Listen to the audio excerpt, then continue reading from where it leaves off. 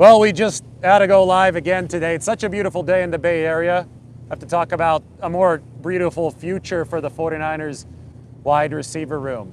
I know Tim Kawakami's talking about Justin Jefferson. I'm talking more about guys like Romeo Doubs, but I think that the important unifying factor behind all of this is the 49ers need to establish more separation at wide receiver moving forward. Yes, we are on the Bay, and the name of this boat, it is Byron's boat. It is called Winging It. There's Byron, winging. He calls it Winging It because he's the guy that flew the seaplane up above the San Francisco Bay here. He's got the 49ers poncho on. We are making our way toward the Golden Gate.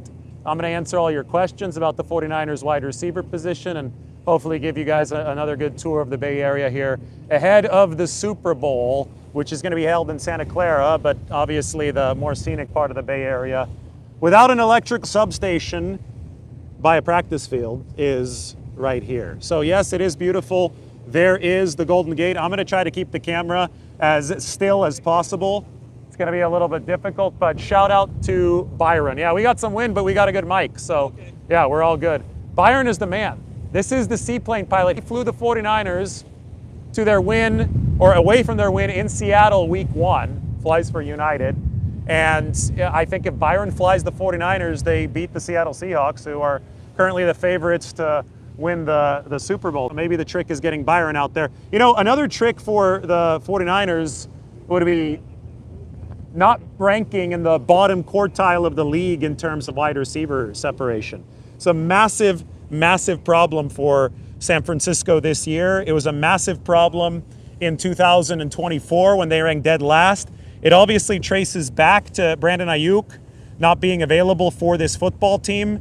They paid Brandon Aiyuk all that money for a reason, and unfortunately, he has left the facility, and unfortunately, he has not delivered on the massive contract that he held out for so long to obtain. So the 49ers are very, very dependent now on solving that receiver issue to the point where there may even be a desperation for San Francisco to spend a lot of capital on a premium wide receiver product. Now, where's that? Oh my God, there are helicopters. Are those military? This is cool. These guys get separation. I mean, you're not covering those two guys. Flying low, and I think they're gonna go under the Golden Gate Bridge, and yes, that is military. That's a flyover done just for our show. That's Justin Jefferson and that's Romeo Doubs. 49ers, I mean, those are some high profile weapons, and are they gonna go under the Golden Gate Bridge or not? I think they're flying under it, and that's how you know that they're military, if they fly under the Golden Gate Bridge. It's about to happen. You are not allowed to fly under the Golden Gate Bridge unless you are military, and those guys just did it. That is unbelievable. You guys got a helicopter flight under the bridge. Yeah, okay, that means that the 49ers will be trading for Justin Jefferson this offseason. All kidding aside, it's probably going to take a couple first-round picks, and it would take willingness from Minnesota to do that. I personally don't think that San Francisco needs a complete top-shelf A-list wide receiver to make Brock Purdy and this offense look really good. I think they just need competence.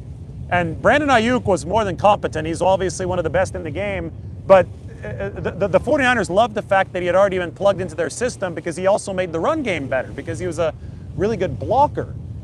And I do wonder about any high-level A-list addition that you bring in. I do wonder how well are they going to fit into the 49ers system blocking-wise. Of course you change some things. Of course they would become a more passing-oriented offense if they brought somebody like Jefferson in. But I think it's going to be really important for the 49ers to manage their resources in a way that is extremely efficient, that also raises the profile of what was a sagging run game this year. And for that, you know, I look at a free agent. I look at Romeo Doubs, a big receiver of the Green Bay Packers, who's scheduled to be an unrestricted free agent.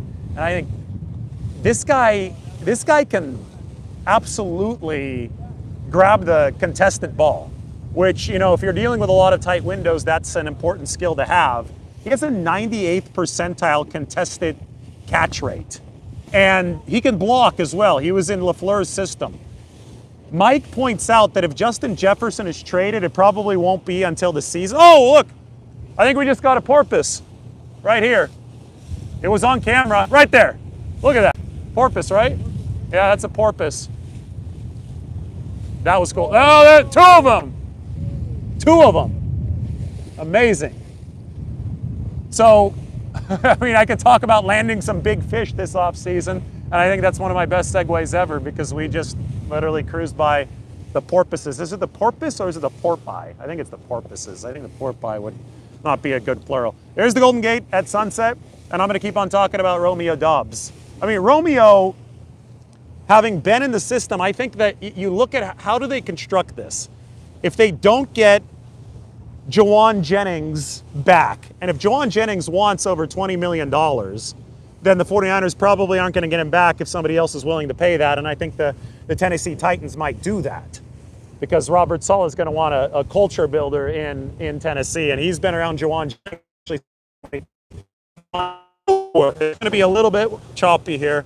I got to hold the phone. Byron's a good pilot, though. He's a good captain. I guess he's pilot when he's on a plane. He's a captain here. But if they don't get Jawan Jennings back, then you have to fill, in an ideal offense, you have to fill a wide receiver 2 and a wide receiver 3 role.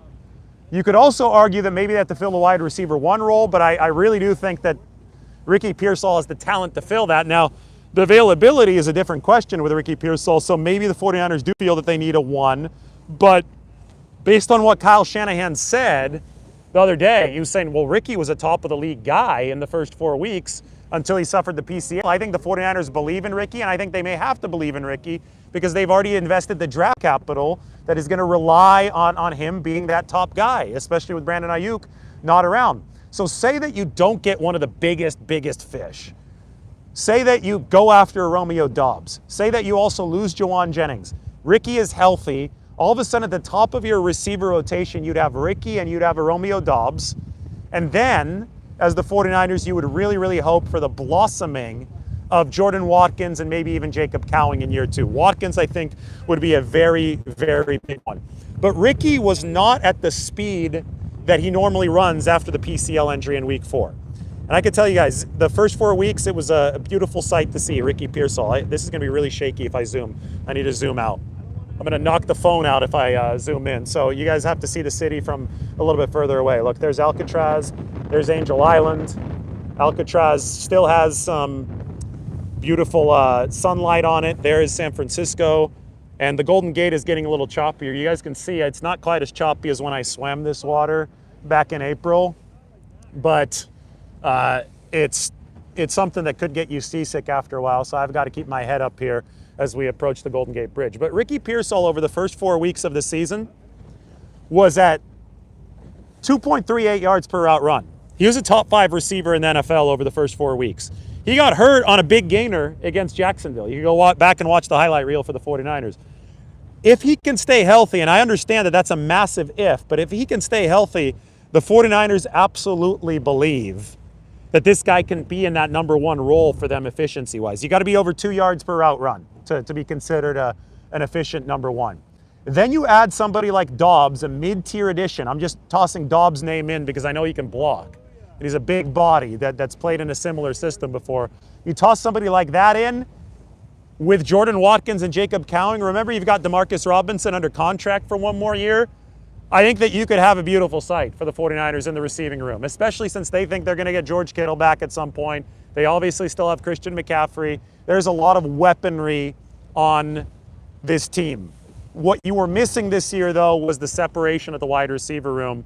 And if you're not getting full separation, then you need to catch contested passes. And somebody like Romeo Dobbs, I think, can get help the 49ers get both. If you guys like this view, give it a thumbs up. If you guys like the Starlink, give it a thumbs up. Give Byron a thumbs up. There he is. 49ers poncho. I mean, we've got everything now, right? We've got sunset. This is where the Super Bowl is going to be in about 2 weeks. Tomorrow they play both conference championship games in order to determine who heads to this Super Bowl. And the 49ers are trying to build an offense that resembles the view of the most photographed bridge in the world. The good news for San Francisco is that Brock Purdy is one of the best in the league. And if you give him something, just something, like they had 3 catches for 24 yards in the NFC divisional playoffs against Seattle from their wide receiver group.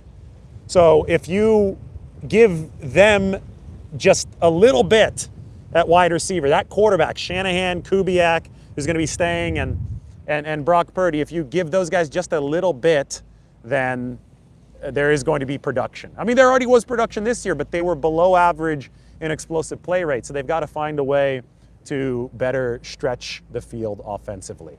Got the Golden Gate in the background now, the city in front of me. You guys want to flip the camera around? I know you don't want to watch me, but I know that the sunset is cool behind me, so we can keep it here for a little bit, but nah, screw it. I'm going to flip it over. This is what it looks like going this way.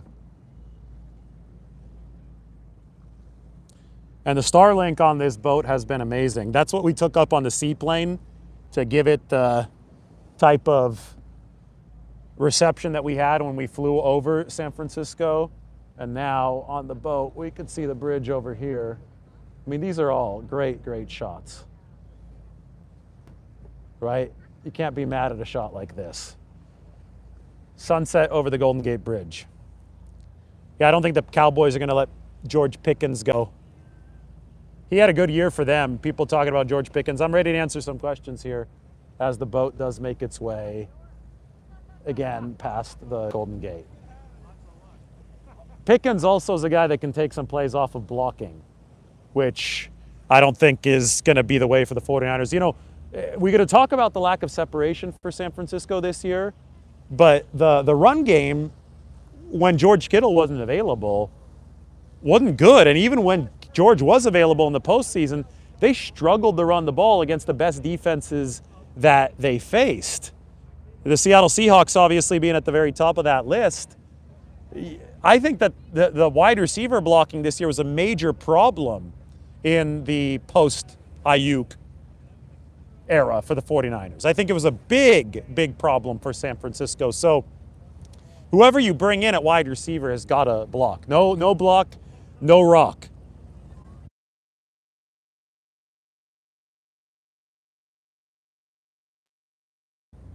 Who do you guys have tomorrow? Seahawks or the Rams? Broncos or the Patriots? I have the Patriots winning. I think the Seahawks are going to get the Rams tomorrow. And I have the Patriots over the Seahawks in the Super Bowl. Seahawks versus Broncos for Mike. So he thinks that Jarrett Stidham is going to get things done. We're headed back to Sausalito now. We've got the view of the bridge. It is pretty. Byron boat. There he's it. Got a second captain now. It's Chris. And a look forward. You can still see the last sun reflecting off of the windows in front of us. Really, really awesome stuff. Like in the East Bay, you could also see, if you zoom in, and I don't know if I want to zoom because it's going to be really, really shaky, but you could see that the last bits of sunshine are reflecting off of the windows up on the hills there in the East Bay. And then, of course, you've got the city. It's as close as I can get without this getting both you and me seasick. And you've got the bridge heading that way. Mike thinks that it's going to be a Nick Foles situation with Jarrett Stidham in the Denver Broncos run up to this Super Bowl. 49er, I'm going to add up all the cap space for the 49ers, and I'm going to write a deep piece on this. People asking how much cap space are they going to have. It's probably going to be around, I mean, just for this offseason, about $50 million, but they can dip into future years if they feel comfortable. It's all connected from season to season. 49ers can't afford Jefferson's contract, yes, because they don't have to pay Brandon Aiyuk anymore, but can they afford the cost to get him, which would involve trading draft picks? And would Minnesota even want to trade him? It'd be a lot of dead money for Minnesota right now, and they haven't given up on 2026. That might not come until the season, the willingness to trade Justin Jefferson. So you've got to be realistic with these things. That's why I make shows like this, to talk about realism. I know it doesn't seem very realistic when we've got the Golden Gate Bridge behind us on this beautiful boat ride, but it is the bridge to the future for the 49ers. They need to separate better in that receiver room. Somebody's saying Stidham is not pulling a Foles. Well, maybe not, but that's what Mike thinks. Anyway, we saw the helicopters. We saw all this. Everybody, thanks for watching. We will talk to you very soon. Let's get the Golden Gate Bridge around here to finish this shot. There we go.